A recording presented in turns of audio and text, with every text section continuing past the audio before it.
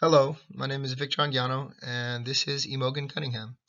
Imogen Cunningham was known for her sharply focused images on plants and her portraits, both nude and regular. So the picture and the title are pretty self-explanatory. This is the first picture she ever took.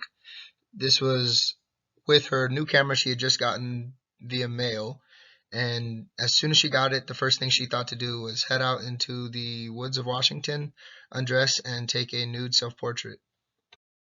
Roy Partridge was Cunningham's husband, and I don't want to be boring, so for the sake of not being boring, I'll save this for a little bit later. But he had a very significant impact in the direction in which her photography took off. This shot of Roy Partridge is perhaps Cunningham's most controversial photo. It was the first time a male had been photographed in the nude, and it's very significant to the history of photography because it was the first time anyone had broken down that barrier.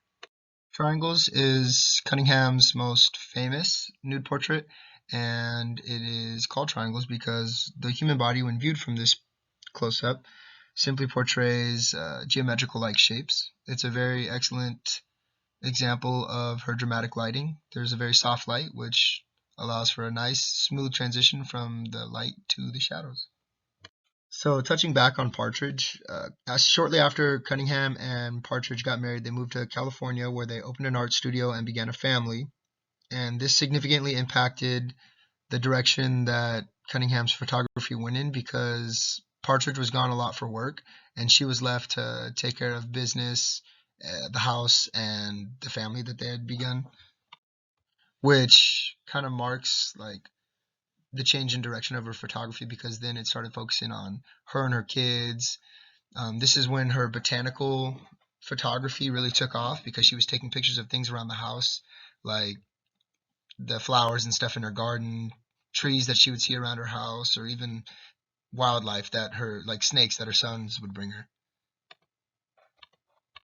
One of Cunningham's most memorable traits is definitely her very sharply focused images, and the magnolia blossom, her most famous botanical photograph, is an excellent example of just how sharp her focus was on her photos. Cunningham was also very well known for the use of dramatic light in her photos, and this photo is an excellent example of that.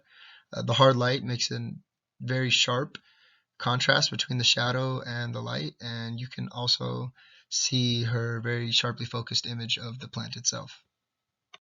This is another excellent example of the use of dramatic lighting. We see on one flower petal the very bright light, and on the other it's actually soft light. You can still see some of the light touching it, but there's not as sharp of a contrast, but the image itself is very crisp. Although during the years of her marriage she was tied to the house, she stayed true to her portraits, and in 1930 she was offered a job at Vanity Fair to take photos of famous people, and much to her husband's distaste, she took it, and shortly after they got divorced.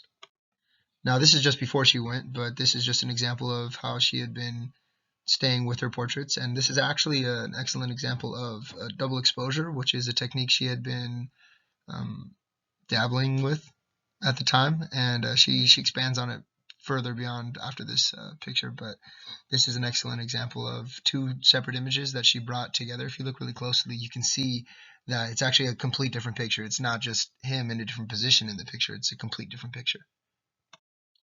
One thing Cunningham was really well known for was her lack of formula when it came to her portraits.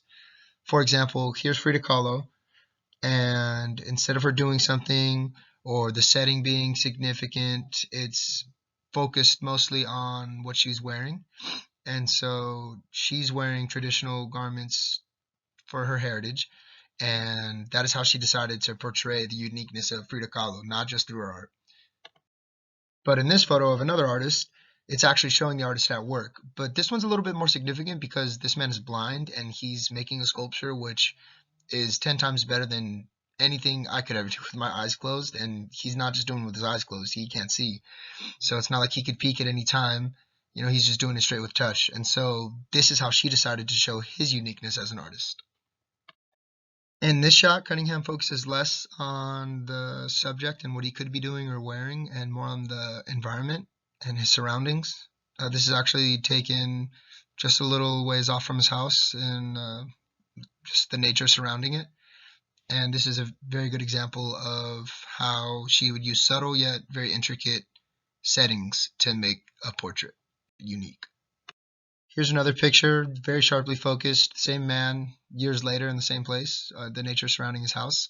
And this is an excellent example of an intricate setting that she used to make the photo very unique.